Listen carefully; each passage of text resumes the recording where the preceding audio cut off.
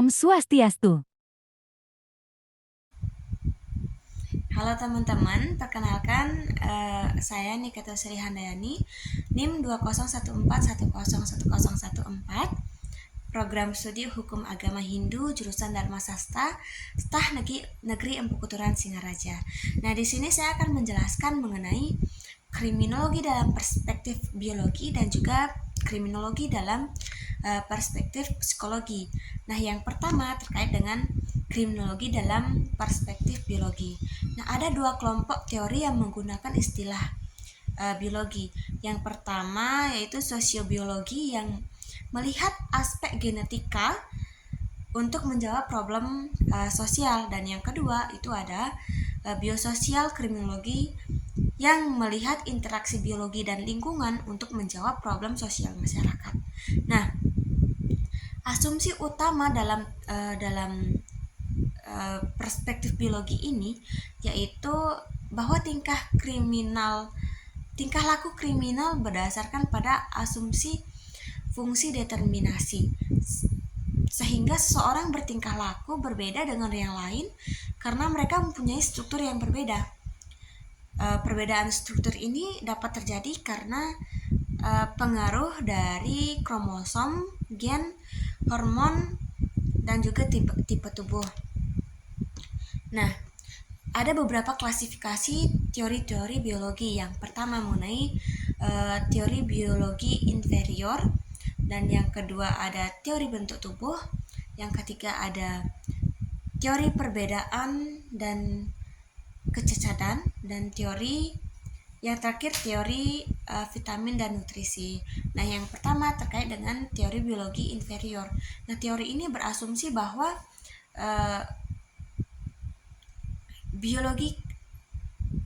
biologis kriminal adalah inferior pada yang non kriminal. Jadi orang yang bukan kriminal itu lebih superior daripada orang-orang kriminal ya teman-teman. Sehingga inferioritas biologi pelaku kejahatan adalah faktor penyebab munculnya tindak kriminal. Nah, yang kedua, teori bentuk tubuh. Kelompok teori ini berasumsi bahwa bentuk atau kondisi fisik penjahat berbeda dengan yang bukan penjahat gitu. Jadi kondisi fisik inilah yang menyebabkan munculnya tindak kriminal. Nah, yang ketiga ada teori perbedaan dan kecacatan. Kelompok ini berasumsi bahwa ada sesuatu yang bersifat fisik yang berbeda dan salah yang terjadi dalam tubuh penjahat. Nah, yang terakhir ya teman-teman, itu teori vitamin dan nutrisi.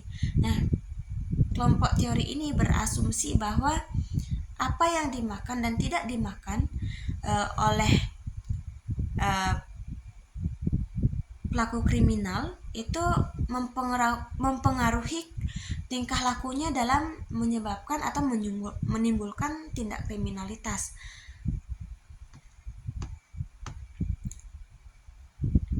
Nah, selanjutnya sebab-sebab kejahatan dari ciri-ciri biologi juga dijelaskan oleh ahli-ahli fenologi. Nah, sebab-sebab kejahatan dari ciri-ciri biologi ini mencoba mencari hubungan antara bentuk tengkorak kepala dan juga tingkah laku manusia.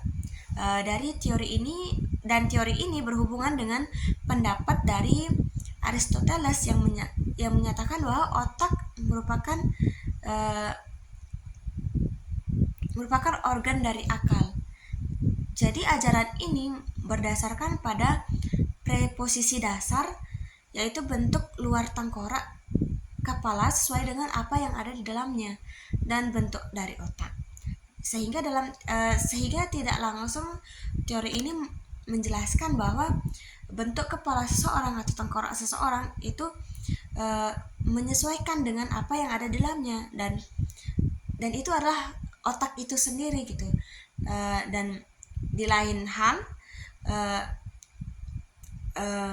akal itu terdiri dari kemampuan atau kecakapan, dan kecakapan atau kemampuan tersebut berhubungan dengan otak dan tengkorak kepala. Karena otak merupakan organ dari akal, sehingga benjolan-benjolan yang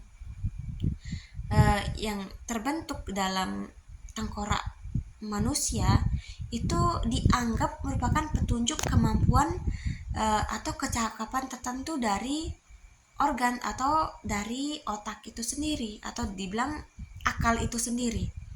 Nah, Sheldon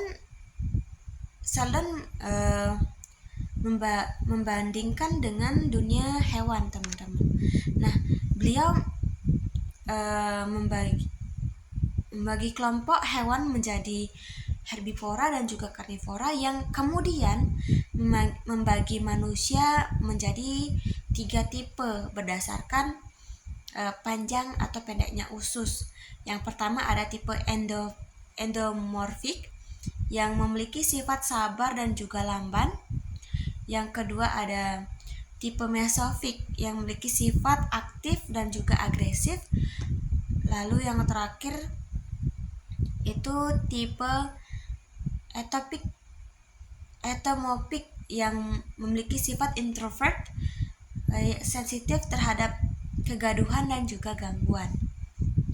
Nah, itu tadi penjelasan mengenai kriminologi dalam perspektif biologi.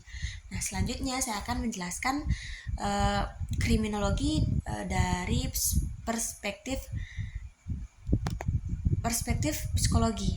Nah, secara praktis psikologi dapat dipilah menjadi beberapa teori. Yang pertama problem emosional, keterlambatan mental, kepribadian sosiopatik, dan juga pola pikir. Nah, teori psikologi kriminal ini dibagi menjadi dua bagian, yaitu yang pertama trait teori atau teori sifat, dan yang kedua itu kognitif teori. Nah, saya akan berfokus pada penjelasan tentang kognitif teori ya, yang dimana teori kognitif ini belajar mengkaji proses berpikir dan berusaha menjelaskan bagaimana seseorang itu belajar memecahkan masalah, termasuk yang melibatkan pertanyaan yang tentang nilai dan juga moralitas. Nah, selain itu juga kognitif teori ini memahami dan menafsirkan lingkungan sosial dari pelaku kriminalitas. Nah, saya akan menjelaskan dua cabang dari teori kognitif ini. Yang pertama terkait dengan moralitas development teori atau teori perkembangan moral.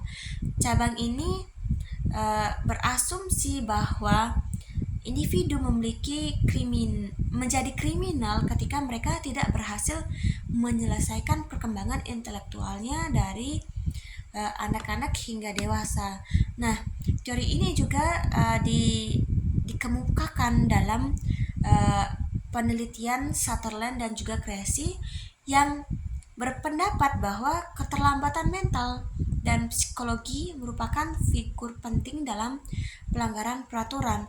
Jadi secara tidak langsung cabang teori ini menyebutkan bahwa ketika seseorang yang memiliki keterlambatan intelektual atau keterbelakangan intelektual bisa saja memiliki peluang untuk melakukan tindak kriminal atau melanggar sebuah peraturan.